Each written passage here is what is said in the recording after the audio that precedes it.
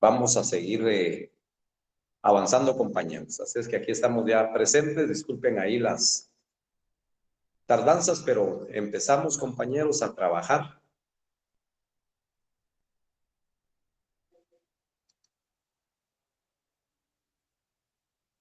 Ya tienen fecha, ¿verdad? Ya saben ustedes la fecha, ¿verdad, compañeros? El examen es el 7 de marzo. Así es. Muy bien. A las 7 de la noche, Lick. Ok, compañeros, gracias por manifestarlo. Les estoy pidiendo eso porque por ahí estoy leyendo un texto. Porque fíjense que siempre hay algunos compañeros que por su trabajo, no sé por qué, pero a veces ahí andan corriendo que cuando es el examen, que no pueden acceder, que cuál es el link, que cuál es la clave. En fin, un montón de cositas que suceden a la hora del examen. Entonces, por eso les estoy pidiendo que lo mencionen para que los demás compañeros se pongan 7 de marzo. Al tanto de cuándo va a ser el examen. Entonces, precisamente es esa fecha, compañeros. Así es que pilas, ya les vamos a mandar ahí la información con Cristian para que ustedes se pongan a estudiar y no se pierdan dentro del desarrollo del examen. Igual le vamos a mandar las directrices de cómo va a venir el examen para que no haya ningún problema. Y por supuesto, ustedes lo que tienen que hacer, compañeros, es únicamente pues estudiar.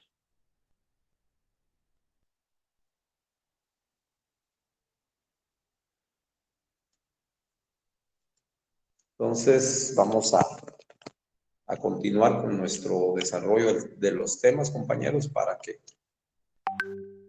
sigamos avanzando.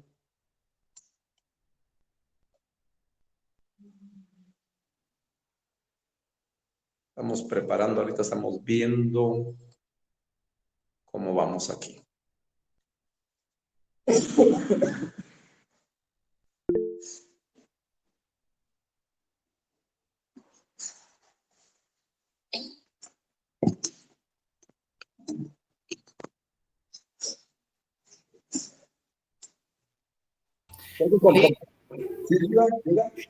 Buenas noches, perdone, yo el día martes por motivo de salud yo no me pude conectar a su clase, Lick.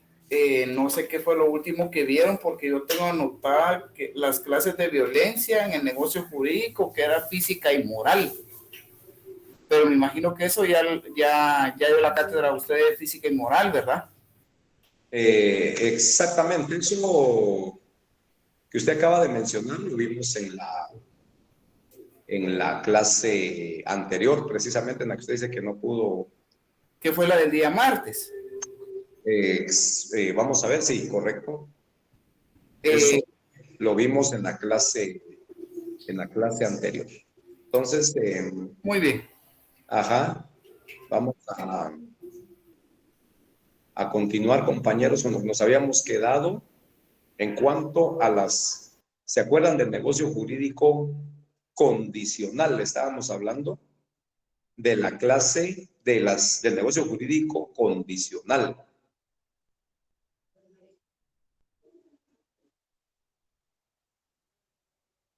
Y en ese caso, compañeros, estamos mencionando que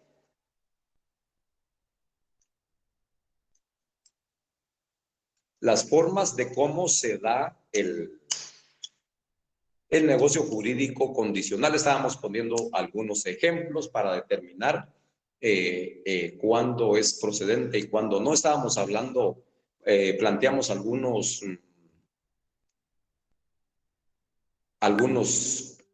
problemas ahí para determinar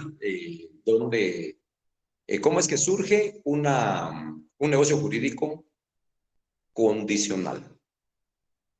Estábamos planteando, por ejemplo, mencionábamos en la última en la clase anterior que el ejemplo último que platicamos y desarrollamos, que cuando una persona disponía de entregar su bien a un ahijado, pero le ponía la condición que él podía adquirir la propiedad de ese bien cuando le presentaran el título universitario. Entonces ahí le está imponiendo una condición, que para que pueda adquirir la propiedad completa de ese bien, tiene que cumplir y presentarle un título universitario. Entonces, compañeros, esa es la condición. Dijimos que la condición es un acontecimiento futuro e incierto del cual depende el cumplimiento de una obligación.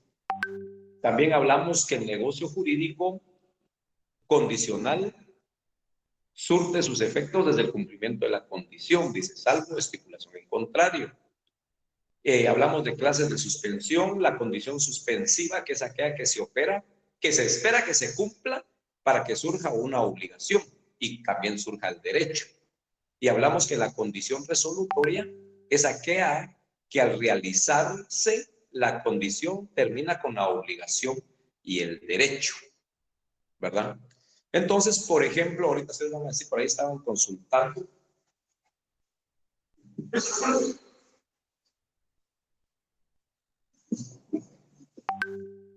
Y dentro de la condición suspensiva, pongan atención en esto, la condición suspensiva o ese negocio jurídico condicional suspensivo es aquella, dice, que se espera que se cumpla para que surja la obligación y el derecho. Yo ponía de ejemplo el padrino, ¿verdad? Que ofrece, incluso hace el negocio jurídico, celebra el negocio jurídico que le va a trasladar, le dona la propiedad a su ahijado, pero con la condición que él va a entrar a adquirir la propiedad, o hablemos de una cantidad de dinero. Se puede hacer un negocio con el banco. Mejor vámonos a esto, no vamos a hablar un poquito de mercantil. Pueden hacer una negociación con el banco en donde se deposita una cantidad de dinero en favor del ahijado, pero el ahijado va a poder utilizar o disponer de ese dinero cuando él acredite que ya se graduó de una universidad, de alguna carrera, la que sea. Puede ser que le ponga una carrera en específico, pero más que todo una carrera, cualquiera que sea universitaria. Entonces él debe acreditar que ya tiene los títulos para poder disponer de ese dinero que se depositó en el banco. Muy bien, compañera Sandra, excelente. Hablemos como un fideicomiso, exactamente, que la persona deposita un dinero en el banco para un tercero beneficiario, pero con condición. Hay que esperar que esa persona cumpla con la condición que le puso el donante, el que va a regalar el dinero, que es presentar el título de universitario. Entonces, esa es una condición suspensiva. ¿Por qué razón? Porque se celebró el negocio jurídico, pero está en suspenso y hay que esperar que se cumpla con la obligación. Y en el momento de cumplirse, de cumplirse con el negocio jurídico, ahí surge la obligación que dejó establecido el donante. El banco tiene que hacer efectiva el dinero y surgió el derecho para el ahijado, el que cumplió con la condición académica. Entonces ahí se despierta el derecho para el ahijado y también nace la obligación para el donante. Esa es la condición suspensiva. Y la condición resolutoria es aquella, dice, que se realiza, que al realizarse la condición termina con la obligación y el derecho. ¿Alguien me puede dar un ejemplo de eso?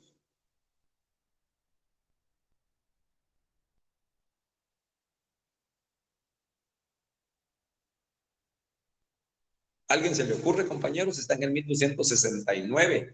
La condición resolutoria es aquella que al realizarse la condición termina con la obligación y el derecho.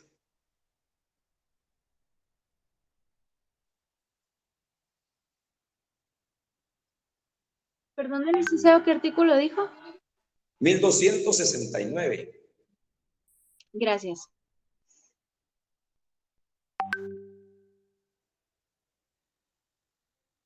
Testamento, dice Cindy, muchas gracias. Compraventa, dice la otra compañera.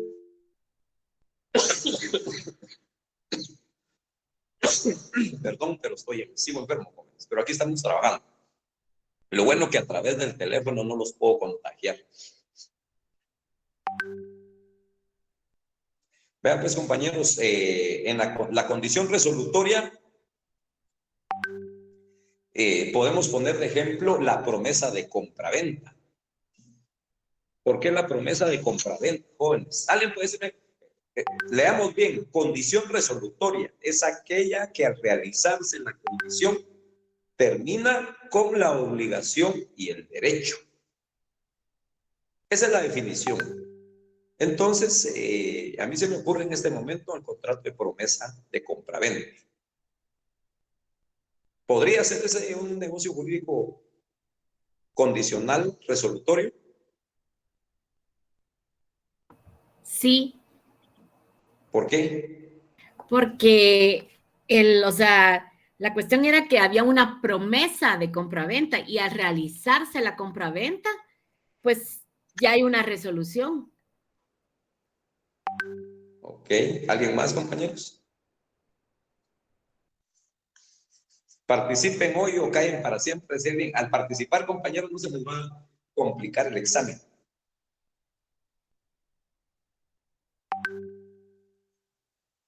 Gracias, compañera Luz. Licenciado, buenas noches. Buenas noches. Cuando usted puso el ejemplo de que se le iba a dar un carro a la hora de graduarse, una casa, un bien inmueble, al terminar al presentar ese título, pienso yo que ahí es donde, ¿cómo se llama? Donde se cumple. Donde se cumple. Ajá. Exacto, compañera. Pero ahí estamos hablando de un negocio jurídico suspensivo, está en suspenso. Al momento de el ahijado graduarse, adquiere el derecho, surge el derecho para él, a pesar de que ya está la condición, ya está el negocio, pero hay una condición. Entonces él presenta sus títulos, adquiere el derecho y surge la obligación. Por favor, Sandra. Gracias, licenciado. Buenas noches. Disculpe, me voy a referir al contrato de compraventa. Para mí es como la garantía para el vendedor, para que no ofrezca el bien inmueble a otra persona o lo que vaya a vender. ¿Estaría bien? Fíjese, compañera, que ahí no, ¿por qué razón? Pero usted me lo dice para la resolutoria. Ajá, exacto. Ajá. Mire, sí podría encuadrar ahí porque dice la resolutoria es aquella que al realizarse la condición termina con la obligación y el derecho. Entonces, exactamente, ¿por qué razón? Porque en el momento de celebrarse el contrato de compraventa, el obligado, perdón, aquí no hay obligados. Aquí las dos personas declaran su voluntad de celebrar un negocio jurídico. Y en el momento de la compra de la casa, uno entrega el dinero y el otro entrega el dinero y adquiere la propiedad del bien. Entonces, mira, fíjese que aquí no, mejor voy a plantearle yo otro ejemplo. Hablemos de la promesa de venta. Ahí, por favor, compañero, alguien levanta la mano. Por favor, compañero. Lick, gracias por el momento. Un vivo ejemplo creo yo que sería Lick en su trabajo, que comúnmente cuando le dicen, mire Byron, si usted da los números tales a este fin de mes, el otro mes usted tendrá un aumento salarial. Siento yo que ese sería un ejemplo al condicional, ¿verdad, Lick? Porque, o sea, le están diciendo que si usted sube esos números, usted el otro mes, a partir del otro mes, usted va a tener un aumento salarial de 500 quetzales fijos. Ajá. ¿Verdad? Pero si no llega a ese número, no se cumpliría, porque como no dio la talla a usted de lo que le estaban solicitando, o sea, no llegó a la condición que ustedes le estaban pidiendo, entonces no puede usted exigir nada a cambio si no llegó a la meta, ¿verdad? Exactamente, pero exacto, compañero, solo que ahí estamos hablando de condición suspensiva. ¿Por qué razón? Porque es aquella que se espera que se cumpla, dice, para que surja la obligación y el derecho. Entonces el empleado le dicen qué es lo que tiene que hacer o mejorar o superar metas, y si él las supera, entonces la condición se cumple, se realiza la condición, y entonces adquiere el derecho de que le paguen ese otro beneficio que le ofrecieron, y surge el derecho para el patrono para pagarle.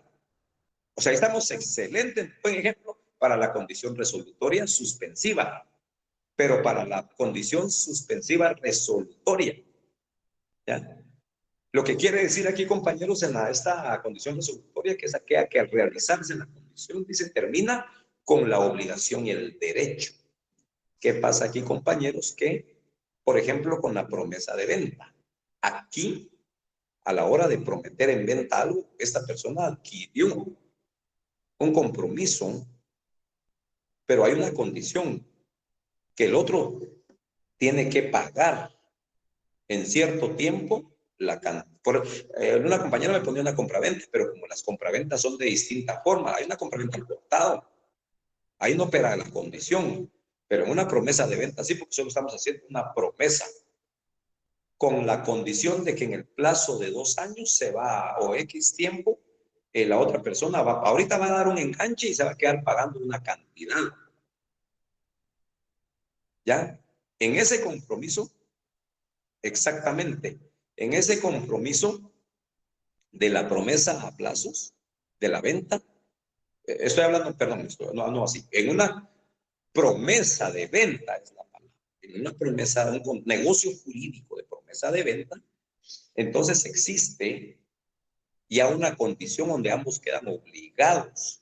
Y entonces aquí el que compró se comprometió a pagar la totalidad del terreno en cierto tiempo. A la hora de pagar, él termina con la obligación que él tenía de terminar de pagar la cantidad de dinero. Y el vendedor termina con el derecho de ya no estar cobrando. Al contrario, él tiene que celebrar el verdadero negocio del contrato de compraventa, porque ya había una promesa donde él se había comprometido a celebrar eso una vez le terminara de pagar el que se comprometió a comprarlo. ¿Ya? Entonces ahí se resuelve, por eso es condición resolutoria. Ese compromiso que ellos adquirieron en la promesa de venta se resuelve en el momento de terminar de pagar el que prometió comprar. Ahí se resuelve. Pero había que esperar que él terminara de pagar. ¿Y por qué es resolutoria, compañeros? Porque se firmó un contrato, ¿ya? Entonces ahí sí había un compromiso y podía perder el dinero. ¿Se acuerdan que hablamos para otra institución del derecho de una promesa de venta? La diferencia con la suspensiva es normal porque el otro no tenía tanto compromiso en la suspensiva. El otro era, si quería, estudiaba y se graduaba de lo que fuera, y si no lo hacía, pues podía irse unos sus 10 años a la universidad y no graduarse, y no pasaba nada. Simplemente no iba a recibir ese dinero que le había donado el padrino. ¿Te recuerdo? Esta es una condición suspensiva. Miren, este ejemplo está bonito. Aquí con esto van a aclarar está la diferencia. En la condición suspensiva está en suspenso, esperando que se cumpla con la condición, graduarse de profesional universitario, para adquirir el derecho de usar el dinero que estaba depositado en una cuenta. Y la obligación para el otro de liberarlo, ¿verdad? De que ya lo pueda disfrutar. En la resolutoria hay un compromiso más formal de ambos. Por eso se resuelve al cumplir el que terminó de pagar. ¿Por qué ese compromiso es más serio? Porque hay dinero. Por ejemplo, si una casa cuesta 200,000 quetzales y si la persona, imagínense ustedes, a los 100,000 quetzales se va en quiebra o pasa cualquier cosa, ya no puede pagar. Ahí se resuelve, el contrato se termina y por eso se llama condición resolutoria. ¿Ya? ¿Por qué razón? Porque de alguna manera la condición era pagar. y no se realizó. Entonces, termina la obligación de trasladar la propiedad del que prometió en venta y el derecho del que estaba comprando.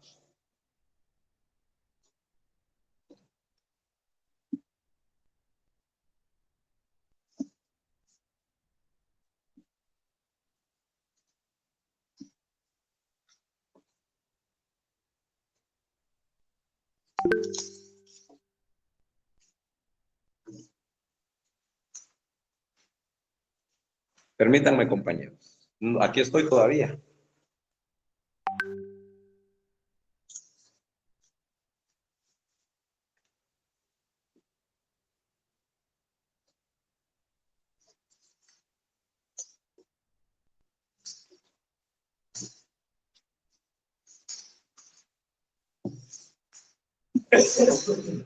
Entonces, así es como se da la diferencia, compañeros. Pero miren, pues, en general, a mí, ¿qué me interesa, compañeros? Ustedes como estudiantes, yo como catedrático, para mí, como catedrático, me interesa de que ustedes en su mente tengan el conocimiento de que cuando haya un negocio jurídico condicional es porque hay dentro de ese negocio hay un acontecimiento futuro que se espera que se cumpla para que surja la vida jurídica, el negocio jurídico. Eso es lo que a mí en general, compañeros, eso es lo que me interesa. ¿Sí? Que no, en un negocio jurídico condicional, se espera un acontecimiento futuro para que suceda, para adquirir el derecho. Por ejemplo, en una suspensiva alguien dijo el testamento y ese queda perfecto. ¿Por qué razón? Porque no se estableció dentro del negocio la condición, pero si la persona otorgó testamento, hay que esperar un acontecimiento. Imagínense, demos un nombre, hablemos de Camilo. Don Camilo, vino don Camilo, tiene muchas propiedades y dinero, hizo testamento y tiene 2 hijos y dispuso de todos sus bienes por testamento para sus 2 hijos. Vale. Dentro del negocio jurídico no se puso condición, pero sí hay. ¿Cuál es, compañeros? ¿Cuál es el acontecimiento que se espera que se cumpla? El fallecimiento de don Camilo. Exactamente. Exactamente. Así es, compañeros y compañeros. Se espera, creo que es otro ejemplo más sencillo, más claro de entender. Viene un Camilo, lo repito, compañeros, viene un Camilo y tiene muchos bienes, dinero y tiene solo 2 hijos. Hace su testamento en donde todos sus bienes los dispone, así le llama la ley, dispone. Al hacer testamento ya dispuso de sus bienes en favor de sus 2 hijos. Bueno, y resulta que a los 2 hijos saben que hay un testamento. Entonces, pero ellos no pueden disponer de esa, a pesar que hoy ya están vivos, ya saben que eso es para ellos, pero no pueden disponer. Y ellos saben que falta algo, que se les muera el papá para adquirir el derecho. Entonces tienen que cumplir eso, compañeros, esa condición, esperar que, como ustedes bien lo dijeron, fallezca don Camilo. Ese es un negocio condicional, compañeros. Ya, se celebró el negocio, surgió a la vida jurídica, se presentan los testimonios correspondientes al archivo de protocolos, el notario conserva ese testamento, no le puede entregar nada a nadie, únicamente a don Camilo, ¿verdad? Por el tipo de negocio que es especial porque está disponiendo de sus bienes. Entonces, ¿por qué tiene obligación el notario de mantener en reserva eso? Porque a veces los dueños, los propietarios que tienen propiedades o dinero, a veces no disponen para los hijos, disponen para un tercero, para una casa de ancianos. Oye, entonces se molestan algunos hijos, ustedes saben que han habido muertes por eso, o porque le dejó más a un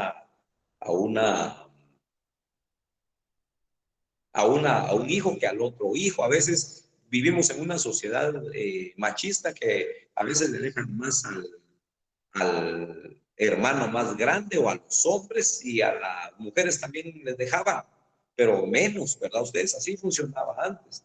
Otra costumbre que hay en los pueblos aquí en Guatemala, ahorita ya está cambiando, pero era que al menor, ahí sí no importaba si era mujer o menor, pero al más pequeño se quedaba con la casa y a los otros también le daban en otros lados. Pero en algunos casos, en la mayoría de veces era al hombre, al mayor, al que le daban todo.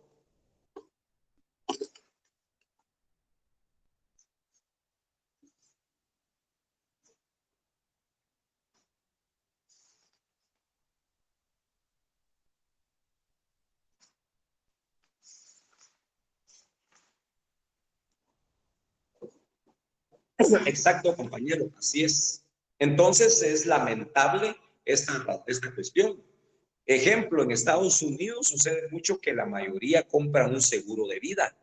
Y ustedes se han dado cuenta que allá se dan muchas muertes entre familia. Apareció muerta la esposa, apareció muerto el esposo o alguien. Y cuando empiezan a averiguar, es porque hablemos de esta manera, el esposo había dispuesto que después de su muerte a su esposa le iban a quedar $2 millones.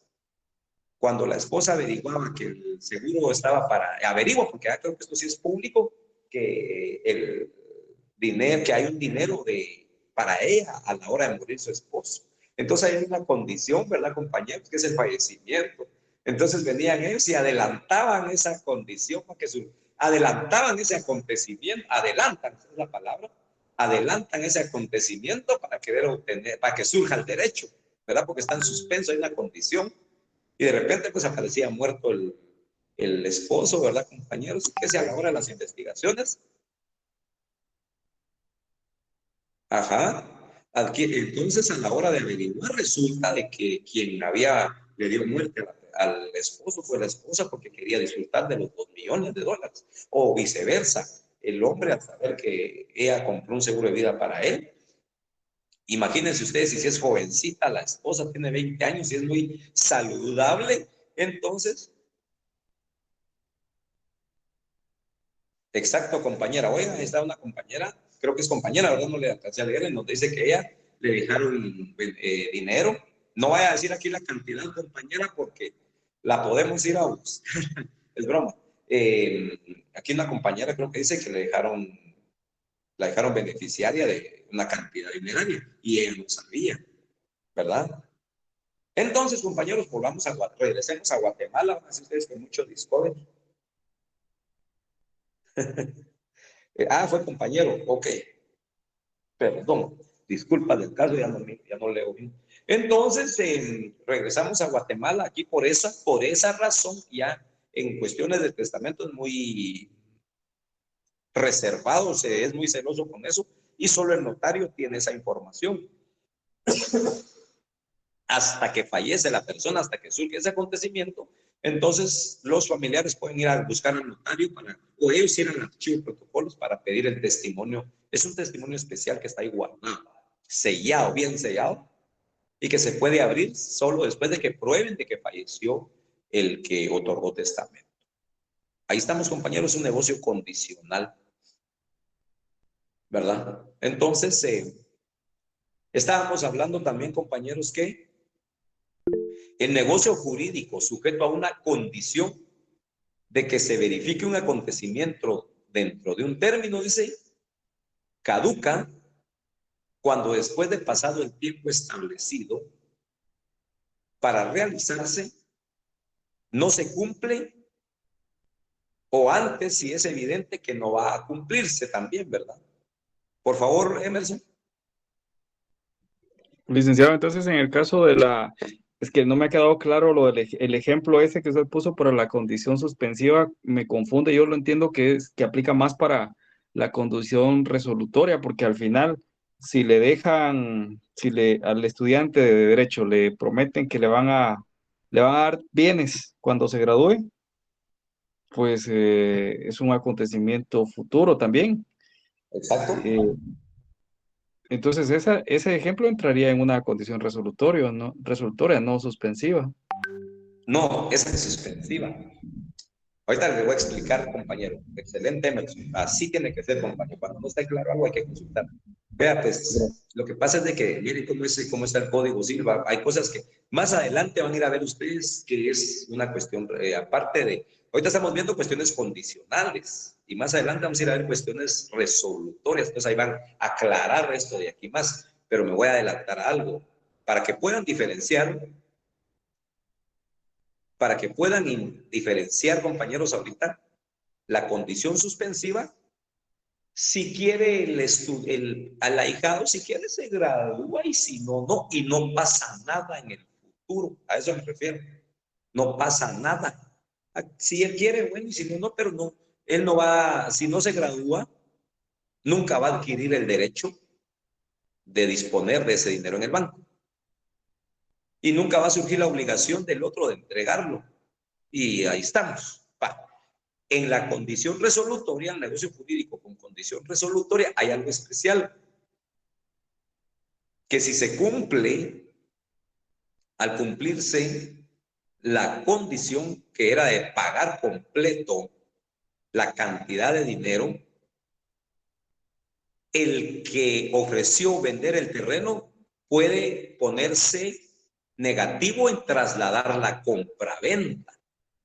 Entonces, imagínese usted, el que pagó la totalidad del dinero puede demandar, oigan aquí, ahí cambia todo, puede demandar el no cumplimiento del otro, porque ahí sí hay un pacto más amarrado. En el suspensivo podría decirse que es un negocio jurídico condicional en donde dispuso más, está cumpliendo desde el inicio con toda la obligación una persona y deja en libertad a la otra de cumplirla o no. Por eso en suspensiva se espera que se cumpla. Y si el compañero no cumple con graduarse, no recibe el dinero y no pasa nada. Exacto, pero en la resolutoria, ahí se llama resolutoria y ahí hay más compromiso de ambas partes. Entonces, como hay más compromiso, en el momento de cumplirse con el pago de la totalidad del dinero, porque en una promesa de venta de 250,000 quetzales, se entregan 125,000 y quedan pendientes 125,000. Y esta persona empieza a pagar mensualidades de 3,000 o 5,000, como quieran, para pagar ese resto. Entonces hay una condición que estamos esperando que el otro cumpla con pagar para que el que ofreció en venta de la escritura voluntariamente. Entonces, cumpliendo todos, ahí se resuelve el negocio. Exactamente, compañera o compañero Francisco, exacto. No cabe una demanda. Por ejemplo, el otro se gradúa, no se graduó y se entera de que estaba ese ofrecimiento, él no puede reclamar si la condición era que tenía que graduarse y no lo hizo, ¿verdad? No puede entrar una demanda. En cambio, en la resolutoria sí. Entonces, por eso están más amarrados jurídicamente en la resolutoria, como la promesa de venta que estoy diciendo. Hay un compromiso de que uno tiene que pagar la totalidad. Y entonces, ¿aquí qué pasa? Hay ventajas, por ejemplo, que el que ofreció en venta, él ya nunca va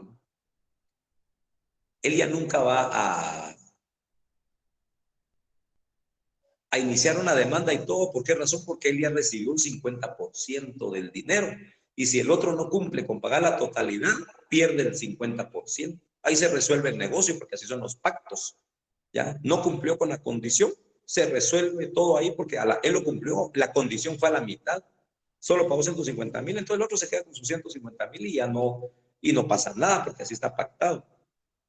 En cambio, por el otro lado, el que ya pagó la totalidad y no le quieren trasladar su escritura de compraventa, él puede entablar una demanda en contra del promitente vendedor. Entonces están más amarrados. Por eso, cuando todo se lleva a cabalidad, promesa de venta, a condición de que el otro tenía que pagar la totalidad para entregar la escritura, ahí son dos escrituras. La primera es la promesa de compraventa.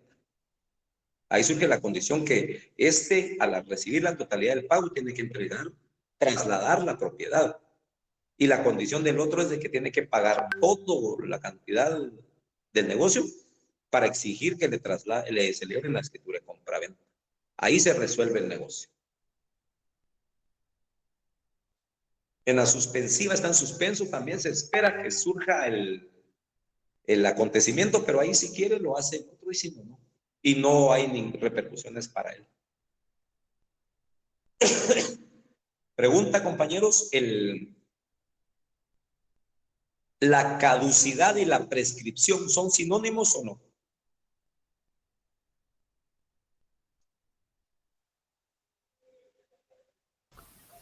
Sí, licenciado, se pudieran tomar como sinónimos. Gracias, Marco, y gracias a los compañeros. Están Luis Content, dice, él dice que no. La pregunta es, vuelvo otra vez a repetir, para que participen los demás. Creo que no, dice Luis. La caducidad y la prescripción, ¿son sinónimos o no? Gracias, compañeros, es la caducidad que vence.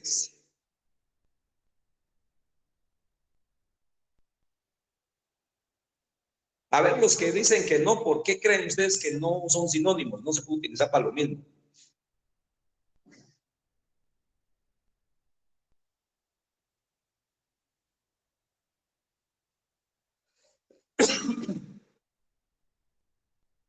¿Por qué creen que no se puede utilizar para lo mismo, compañeros?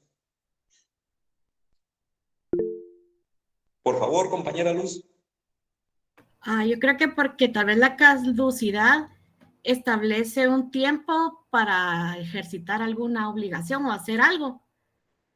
Y la prescripción pone fin a un derecho si no fue ejecutado. Por ahí vamos, por ahí vamos. No son sinónimos, dice, gracias, compañera. Pero ¿por qué, compañeros? ¿Por qué los que dicen que son diferentes? ¿Por qué razón? Alguien me preguntaba por qué los que estudian derecho, los abogados. École, ahí estamos. Gracias. Vean pues, compañeros, anoten esto y esto les va a quedar para toda la vida. Anoten. Caduca la acción. Por favor, Abner, antes de que hable. Parece que está levantando la mano. Gracias, Lick, gracias. Fíjese que aquí ando indagando un poco en Google y dice que la caducidad es la pérdida o extinción de una acción o un derecho por inacción del titular en plazo perentorio. Ajá. Lo que es la caducidad, o también por un incumplimiento de recaudo de legales. Otra variante de caducidad es la no concreción de un derecho por sujeción a condición no cumplida o a un evento que no ocurre en el momento o de la misma previsión, según la caducidad. Ok. Gracias, compañero. Miren, pues, compañeros, anoten esto, así sencillo. Gracias, compañera. Anoten. Caduca la acción y prescribe el derecho. Ojo. Repito, caduca la acción y prescribe el derecho.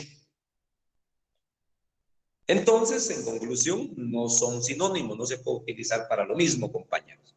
Repito, la caducidad y la prescripción son cosas distintas, se utiliza, sí tiene que ver con el tiempo, definitivamente tiene que ver con el tiempo, pero no se utiliza para lo mismo. Vean ustedes cómo es el derecho, ¿verdad? Sobre todo en materia civil tan formalista que es. Entonces, caduca la acción y prescribe el derecho. ¿Y cómo, verdad, ustedes? Todo tiene que ver con el tiempo. Bueno, aquí va la diferencia. Todos pueden adquirir derechos, pero tienen que hacerlos valer en cierto tiempo. Ojo, antes de una demanda. Antes de una demanda. Por ejemplo, vamos a ver, aquí yo creo que la mayoría trabaja. Aquí creo que van a estar pilas ustedes. Cuando despiden injustificadamente a una persona, ¿cuál es el plazo para presentar su demanda laboral? ¿Un mes? Gracias, compañera Luz. ¿Qué dicen? 30 días. 30 Sí, días. son 30 días. Sí, 30 días. 30 días. 30 días hábiles. Gracias, Ana María. Muy bien, así es, compañeros. Y miren qué bueno, miren, todos aquí empezamos a aclarar muchas cosas. Cuidado, cuando hablamos en derecho usamos a la ley del organismo judicial, ojo, no es legalmente hablando, de acuerdo a jurídicamente hablando, de acuerdo a la ley del organismo judicial, no, y por supuesto, los términos que estamos diciendo, no es lo mismo un mes que 30 días hábiles, como lo dijo Ana Maribel.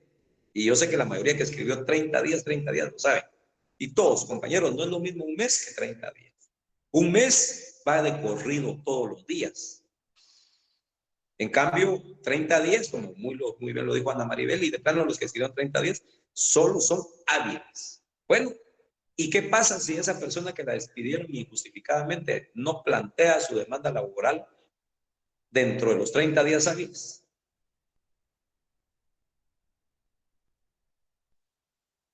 Pierde Se su pierde el derecho. derecho, licenciado. ¿Cómo? Puede solicitar Se también un pierde. plazo. Prescribe el derecho. Exacto. Prescribe el derecho a la indemnización. Prescribe su derecho. No nos metamos a profundidades de bonos, indemnización, no, pero solo estamos hablando de prescripción. Un ejemplo, correcto, vaya, no te escribí ahí. Prescribe el derecho. Prescribe el derecho. Vale.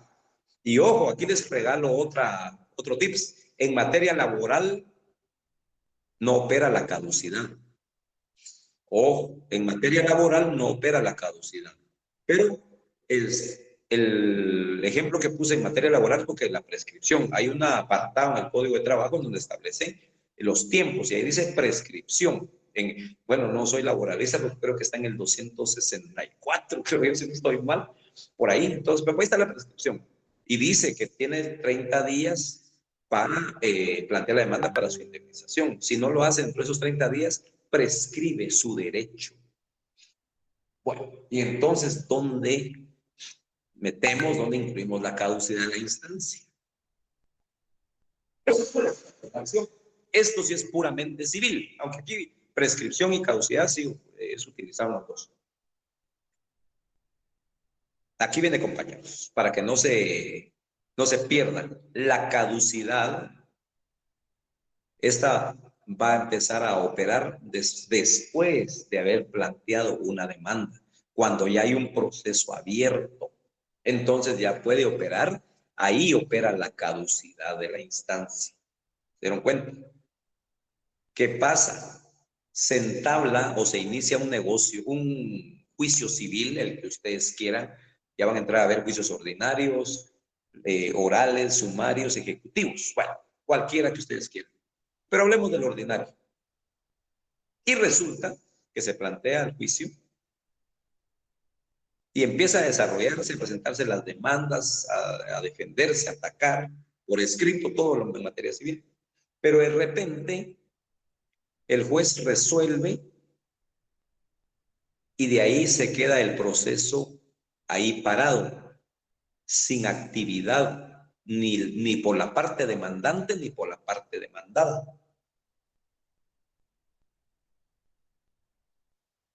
El Código Procesal Civil establece que caduca la acción a los 6 meses de inactividad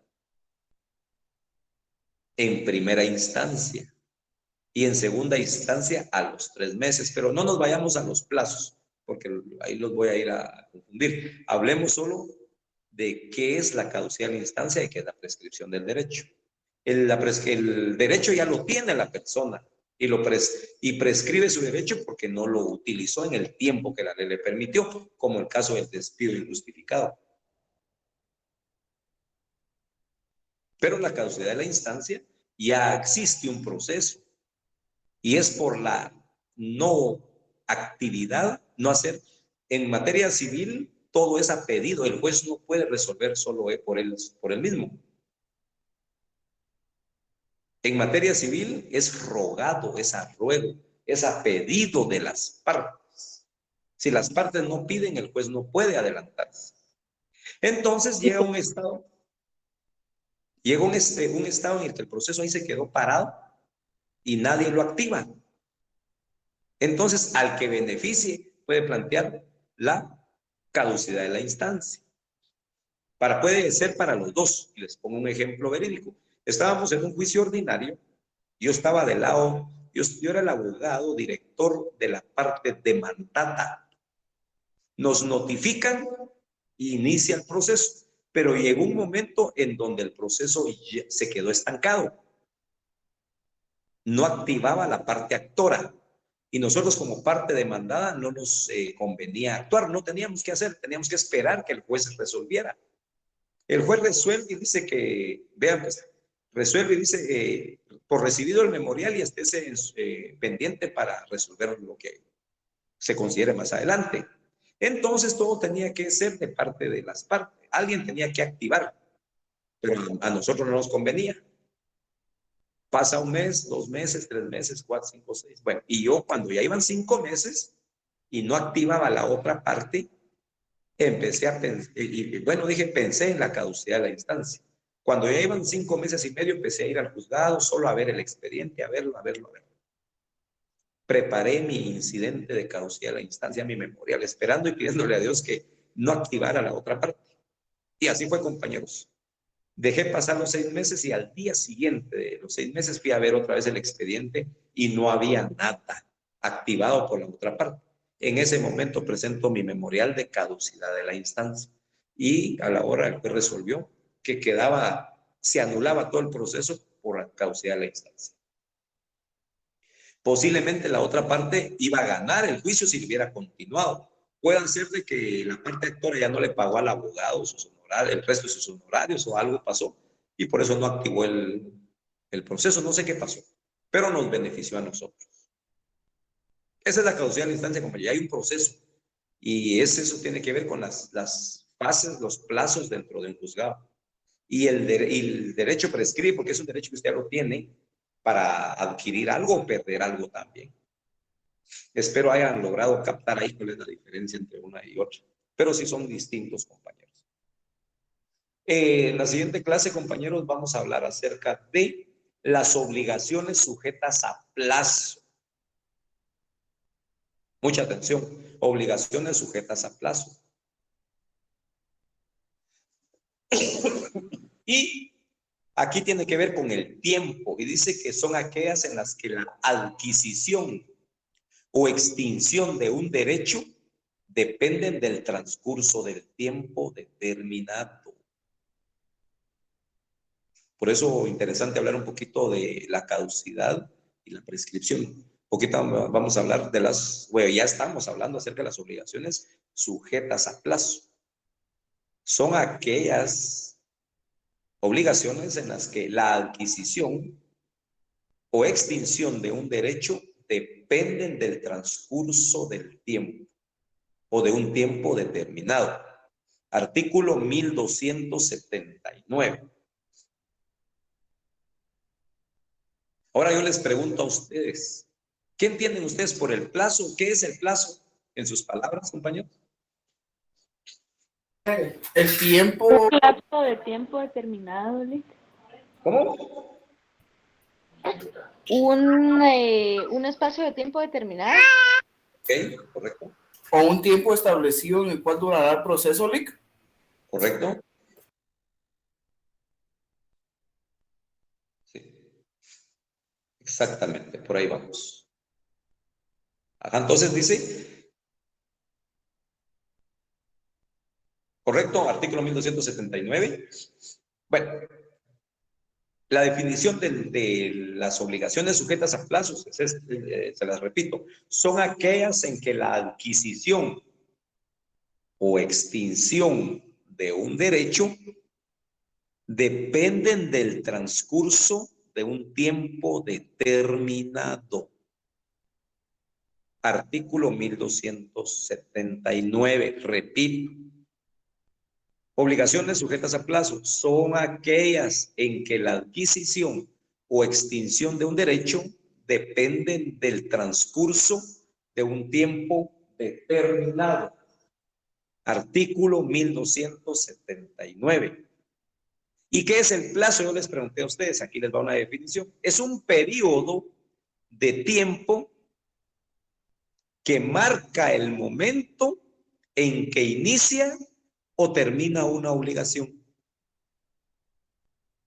Repito, ¿qué es el plazo? El plazo es un periodo de tiempo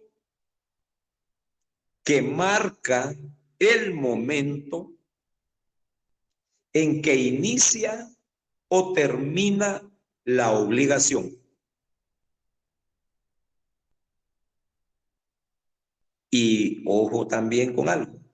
Esto es a futuro, por supuesto, ¿verdad? Y cierto. Y me quedo con esto. Clases de plazos.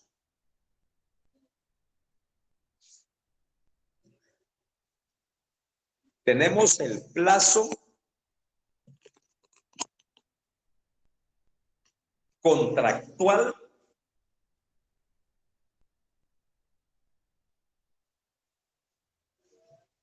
plazo contractual, plazo legal, plazo judicial, plazo determinado o fijo y plazo indeterminado. Voy a repetir, compañeros. Clases de plazo. Plazo contractual, plazo legal, plazo judicial, plazo determinado o fijo y plazo indeterminado. Gracias, compañero, por ahí alguien ya mandó el texto con todo lo que acabo de mencionar ahora. Esas son las clases de plazo. Y entonces, compañeros, esta clase de plazos las vamos a platicar en la próxima clase, si todavía podemos hoy. Entonces vamos a hablar del plazo contractual, que eso ya... Miren, aquí ustedes tienen que captar plazo contractual ya viene relacionado a un contrato. Plazos legales porque ya la ley por ahí lo establece. Y plazo determinado o fijo porque ya lo determinaron las partes. Y plazo indeterminado porque se celebra un negocio que no se sabe cuándo va a cumplirse. ¿Ya?